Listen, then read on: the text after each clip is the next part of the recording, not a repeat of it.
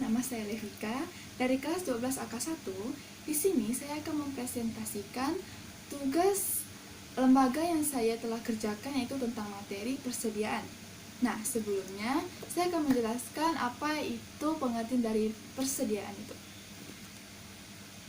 Menurut PSAP nomor 5 Peraturan Pemerintah nomor 71 tahun 2010 menyatakan bahwa persedia adalah aset lancar dalam bentuk barang atau perlengkapan yang dimaksudkan untuk mendukung kegiatan operasional pemerintah dan barang-barang yang dimaksudkan untuk dijual atau diserahkan dalam rangka pelayanan kepada masyarakat. Selanjutnya itu adalah klasifikasi. Nah, klasifikasi itu ada barang atau perlengkapan supplies yang digunakan dalam rangka kegiatan operasional. Termasuk dalam kelompok ini adalah barang pakai habis seperti alat tulis kantor, barang tak pakai habis seperti komponen peralatan dan pipa, dan barang bekas pakai seperti komponen bekas. Yang kedua adalah bahan atau perlengkapan supplies yang akan digunakan dalam proses produksi. Persedia dalam kelompok ini merupakan bahan yang digunakan dalam proses produksi seperti bahan baku, pembuatan alat-alat pertanian, dan lain-lainnya. Yang ketiga adalah barang dalam proses produksi yang dimaksudkan untuk dijual atau diserahkan kepada masyarakat. Contohnya itu, persediaan yang termasuk dalam kelompok ini adalah alat-alat pertanian setengah jadi. Selanjutnya adalah barang yang disimpan untuk dijual atau diserahkan kepada masyarakat dalam rangka kegiatan pemerintah. Contohnya adalah hewan atau tanaman. Selanjutnya adalah pihak-pihak yang terkait. Ada bendahara barang atau pengurus barang dalam sistem akuntansi persediaan. Bendahara barang atau pengurus barang bertugas untuk menyiapkan dan menyampaikan dokumen-dokumen atas pengelolaan persediaan. Yang kedua, bendahara pengeluaran dalam sistem akuntansi persediaan. Bendahara pengeluaran bertugas untuk menyiapkan dan menyampaikan dokumen-dokumen atas transaksi tunai yang berkaitan dengan persediaan. Yang ketiga, pelaksanaan teknis kegiatan dan sistem akuntansi persediaan. Pejabat pelaksanaan teknis kegiatan bertugas untuk menyiapkan dokumen atas beban pengeluaran pelaksanaan pengadaan persediaan. Yang keempat adalah penyabatan penata usaha keuangan SKPD dalam sistem akuntansi persediaan. Pejabat penata usaha keuangan SKPD bertugas untuk melakukan proses akuntansi persediaan yang dimulai dari jurnal hingga penyajian laporan keuangan SKPD. Selanjutnya adalah dokumen yang digunakan. Nah, dokumen yang digunakan yaitu adalah bukti belanja persediaan. Dokumen ini merupakan dokumen sumber untuk melakukan jurnal pengakuan beban persediaan dan belanja persediaan dengan cara pembayaran UP. Yang kedua adalah berita acara sejarah terima barang. Dokumen ini merupakan dokumen sumber untuk melakukan jurnal atas pengakuan beban persediaan dengan cara pembayaran LS. Yang ketiga adalah berita acara pemeriksaan persediaan. Dokumen ini merupakan dokumen sumber untuk melakukan jurnal penyesuaian untuk pengakuan beban persediaan setelah dilakukannya stok opname. Yang keempat, SP2DLS. Dokumen ini merupakan dokumen sumber untuk pengakuan belanja persediaan dengan cara pembayaran LS. Nah, selanjutnya adalah jurnal standar persediaan dengan sistem pencatatan periodik. Di sini jurnalnya ada nomor, transaksi, pencatatan oleh SKPD, dan juga pencatatan oleh PPKD. Transaksi yang pertama adalah pembelian persediaan dengan uang UP atau GU atau TU. Dalam pencatatan oleh SKPD-nya itu adalah persediaan pada debit, kas di bendahara pengeluaran pada kredit, beban, maksudnya belanja persediaan itu pada debit, perubahan SAL pada kredit. Sedangkan di pencatatan oleh PPKD itu tidak ada jurnalnya. Nah, yang selanjutnya transaksi itu pembelian persediaan dengan uang RS atau utang. Persediaan pada debit, utang belanja pada kredit. Nah, sedangkan pencatatan oleh PPKD itu tidak ada jurnalnya. Nah, transaksi selanjutnya adalah pelunasan utang atau penerbitan SP2DLS barang. Pencatatan oleh SKPD itu adalah utang belanja pada debit, RKPPKD pada kredit. Sedangkan pencatatan oleh PPKD-nya itu RKPPKD pada debit, SKAS di kas daerah di kredit. Nah, sedangkan di SKPPD itu masih ada jurnalnya, yaitu belanja persediaan dan perubahan SAL. Itu di debit dan kredit. Sedangkan di pencatatan oleh PPKD itu tidak ada jurnalnya. Selanjutnya adalah pemakaian persediaan. Itu tidak ada jurnalnya pada SKPD dan juga PPKD. Nah, selanjutnya adalah penyesuaian di akhir tahun.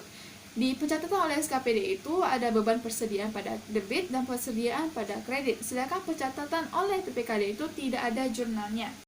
Nah, tadi kan ada jurnal standar persediaan sistem pencatatan periodik. Sekarang ada jurnal standar persediaan dengan sistem pencatatan perpetual.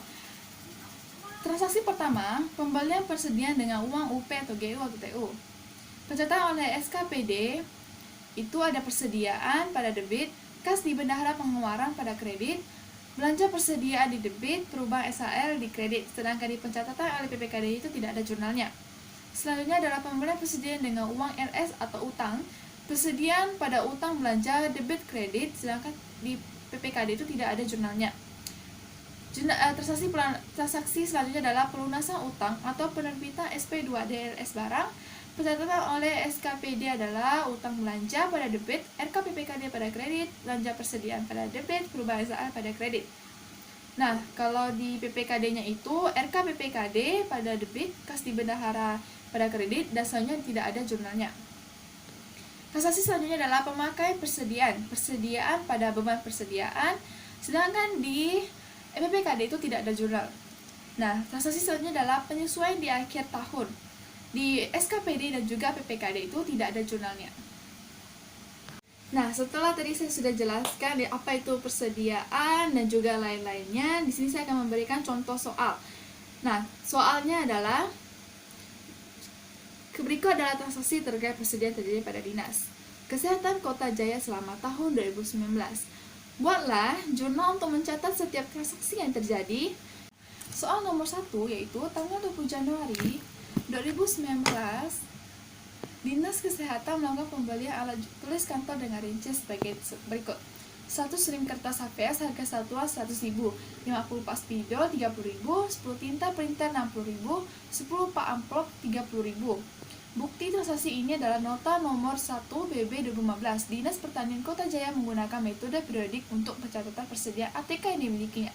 Nah, untuk cara menghitung berapa hasilnya itu 100 rim kertas HVS tadi dikalikan dengan harga satuannya yaitu 100.000 sama dengan 10 juta.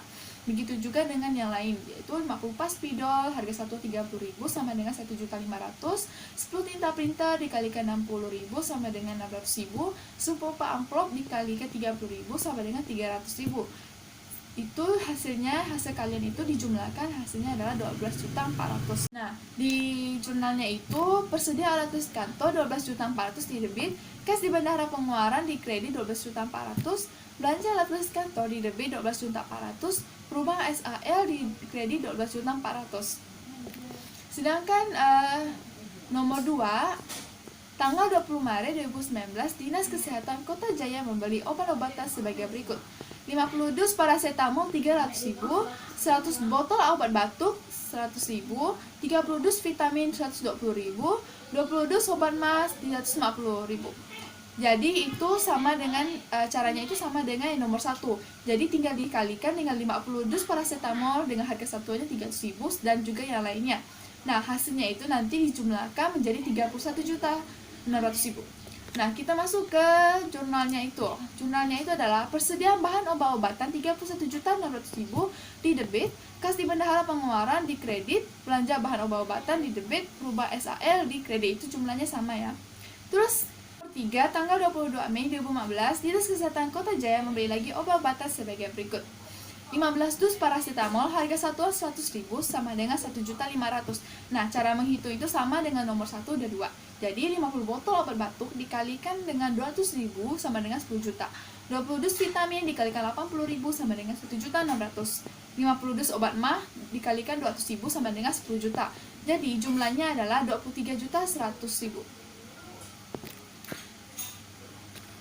Pindah ke jurnalnya. Jadi penjurnalnya itu adalah persediaan bahan obat-obatan 23.100.000, kas di bendahara pengeluaran di kredit, belanja bahan-bahan obat-obatan di debit, perubahan SAL di kredit. Itu jumlahnya sama. Nah, tanggal 4-10 Agustus 2019, Dinas Kesehatan mengadakan balai pengobatan gratis dalam acara tersebut. Terpakai obat-obat dengan rincian sebagai berikut. 50 dus paracetamol, 30 botol obat batuk, 15 dus vitamin, 20 dus obat mah. Dinas Kesehatan Kota Jaya menggunakan metode MPKP untuk penilaian persediaan akhir yang dimilikinya. Jadi, caranya adalah 50 dus paracetamol itu dikalikan dengan harga satuan dari soal yang sebelumnya, itu soal nomor 3 itu menggunakan harga satuan dari soal nomor 3. Lalu dikalikan dengan soal nomor 4 yang 50 dus itu dikalikan dengan harga satuannya itu 300.000. Lalu hasilnya nanti dijumlahkan semua, lalu dapatlah 22 juta. Kita kembali ke jurnalnya. Jadi jurnalnya itu adalah beban persediaan bahan obat-obatan 22 juta dan persediaan bahan obat-obatan di kredit 22 juta. Selanjutnya adalah nomor 5. Pada tanggal 31 Desember 2019, Dinas Kesehatan Kota Jaya melakukan stok opname terhadap persediaan ATK yang dimilikinya. Berdasarkan laporan hasil stok opname diketahui bahwa terdapat sisa persediaan alat tulis kantor sebagai berikut: 5 rem kertas HPS, 1 pak spidol, 1 tinta printer, dan 3 pak amplop. Nah, ini sama juga dengan nomor 4 itu, jadi dikalikan dengan harga satuannya di soal nomor 1. Lalu dapatlah hasil 11.720.000. Jadi jurnalnya adalah beban persediaan ATK pada pada debit dan persediaan bahan ATK pada kredit dengan jumlah yang sama, yaitu 11.720.